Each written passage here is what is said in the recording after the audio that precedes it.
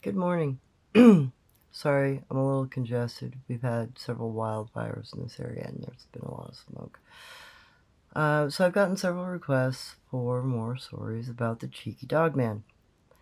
I lived in Douglas County in a 24-foot yurt back in 2019 on private property that had a group of cryptids on it, including a Dogman.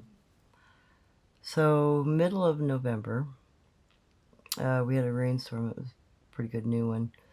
And because there weren't many storms running yet that year, it had been stormy and kind of good and sunny and stormy, and then it got really rainy around middle of November and didn't really stop.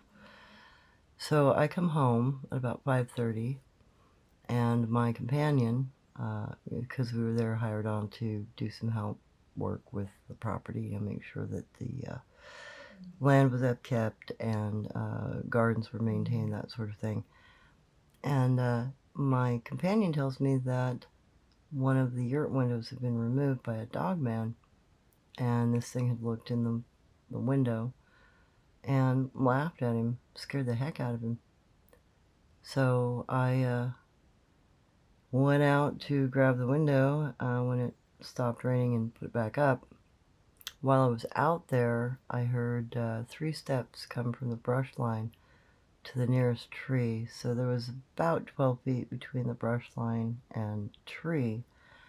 So my brain automatically went 3 steps. That doesn't equate to deer, doesn't equate to bear, doesn't equate to anything on 4 feet, and 12 feet is a hell of a long distance to cover with 3 steps. So that attracted my attention. I looked to my immediate 3, and leaning against the tree is a 7-foot tall, absolutely jet black Dogman with very pointed Anubis-like ears and a piece of grass hanging out his mouth. He's got his arms folded, and he's got his right leg crossed in front of his left leg, and he's leaning, kind of like a cowboy, against the flippin' tree looking at me. And I'm thinking in the back of my head, well, my father did say, that the grassman that he saw, grassman was a name that trappers and pioneers called them sometimes, or hayseed people, because of the piece of grass they typically chew on. And, my dad would tell me stories about having seen them when he was out trapping and doing other things, hunting, and they'd always, have this attitude, as he said, and a piece of grass hanging in their mouths. I always thought he was pulling my leg, but no, he wasn't. So this thing's looking at me, no eye shine or anything. He's pretty well lit because there's a pretty good bulb at the front of my porch area, and he's within like 30 feet of my front door at this point. So I get a good look at him, and he doesn't do anything. He's just looking at me.